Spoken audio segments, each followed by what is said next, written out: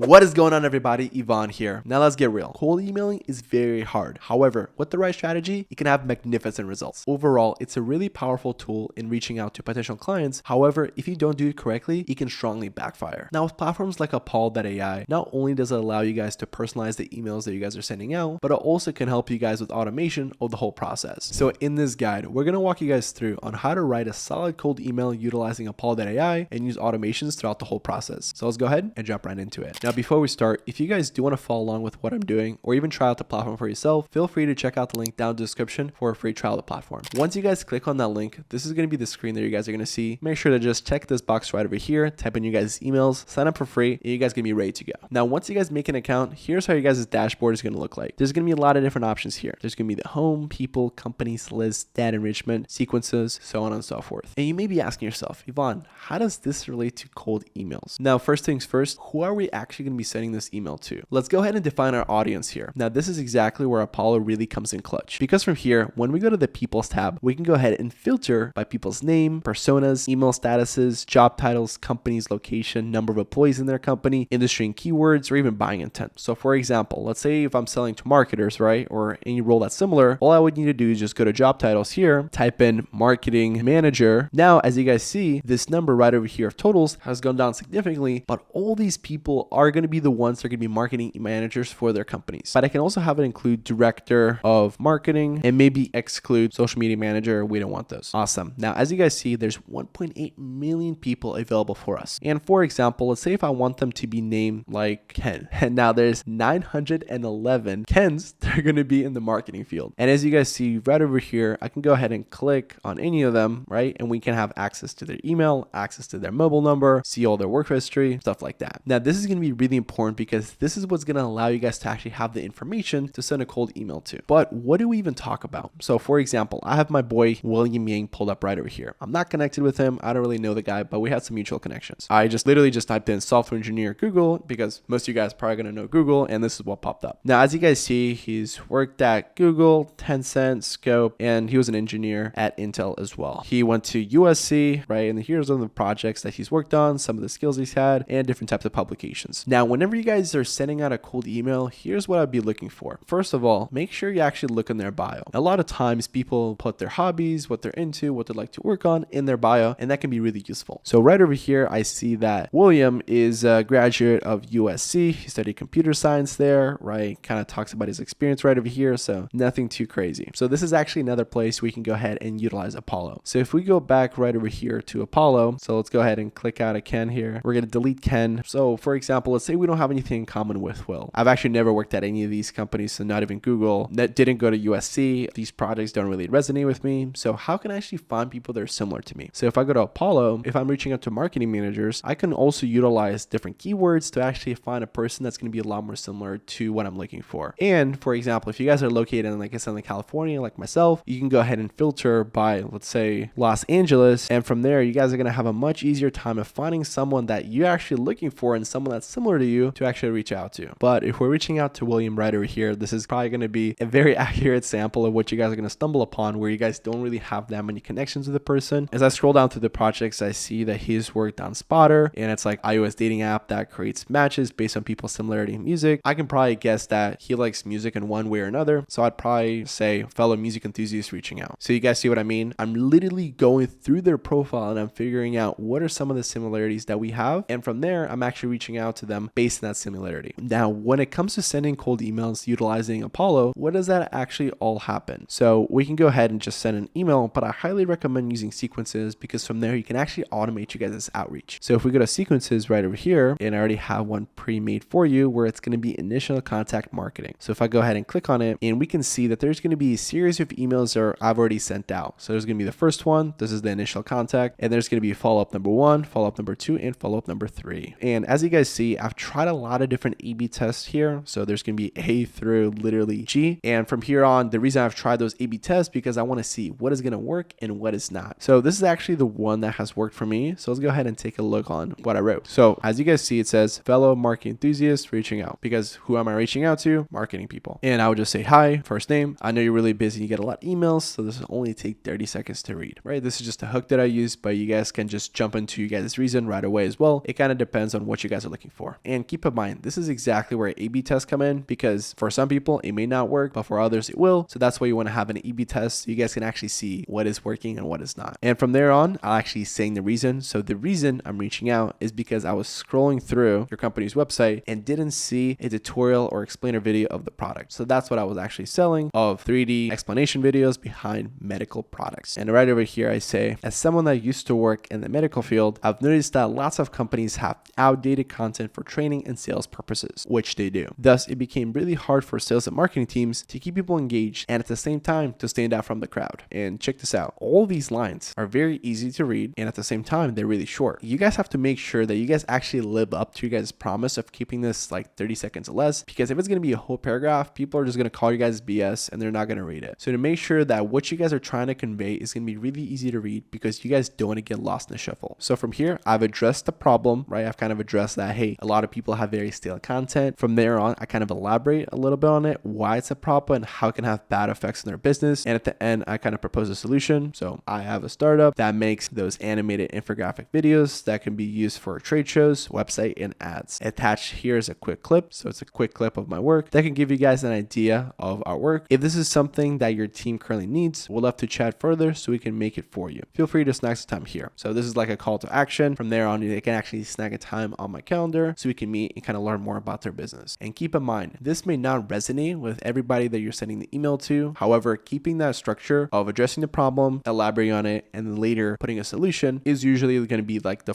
ultimate formula behind cold emails. But remember, no one's going to know about you guys' email content if they don't open it first. So your guys' subject line is going to be the most important thing right off the bat. Once you guys pass that check, that's where your email has to shine. So I would make sure that you guys are upfront with kind of like what you guys are looking for. So address the fact that this is a cold email, and from there on, say the reason I'm reaching out, insert the blank. From there, elaborate on the problem, and then later explain a solution. And check it out. Something that Apollo does really well is that I can actually also insert different personalization tokens, like as you guys saw right over here, hi first name, and that way all those minor details you guys don't need to enter because it can personalize for you. And guess where it's getting all that information from? LinkedIn. That's why I showed you William's profile on there, because that's exactly where it borrows all the information from. And the place where we get those personalization tokens is clicking right over here, those dynamic variables, and we can go ahead and insert the person's name, job title, time and current job, phone number, email, education, location, links, score, stuff like that. And it's going to be regarding a person, regarding a company, regarding the sender, right? More advanced ones, stuff like that. So there's a lot of them in there. And usually the rule of thumb is that the more personalized it is, the better response you guys are going to get, just because there's so many cold emails that are being sent out. So you want to make sure that you guys stand apart from the crowd. And if we go back to your guys' sequence right over here, you guys can actually see of all your guys' emails that were delivered, what percent of them bounced, what percent were labeled spam, open rates, reply rates, opt-out rates. And as we scroll down right over here, we kind of see it for all the different follow-ups and different emails that you guys sent out. So from there, you guys can actually see what's working, what's not. And for those things that are working, double down on them. And those things that are not, cut them short. Remember that this is a work in progress, so you're probably not going to get it right away. Like this is like a recent email campaign that I did, so I don't have the best results as of right now. However, as you guys send out more and more emails, play around different subject lines, and actually email content, you're going to get more results as you guys go. And there you guys have it. As you guys saw, writing cold emails with Apollo is a mix of personalization and strategic follow-ups. By leveraging Apollo's automation and analytics tools, you guys can have a much easier time to actually know what is working, and from there on, modify your guys' outreach accordingly. If you guys want to try out the platform for yourself, the link for it is going to be below down in the description. So if you guys found this video helpful, please make sure to leave a like and subscribe for more videos like this, as it tremendously helps support the channel. Till next time, peace.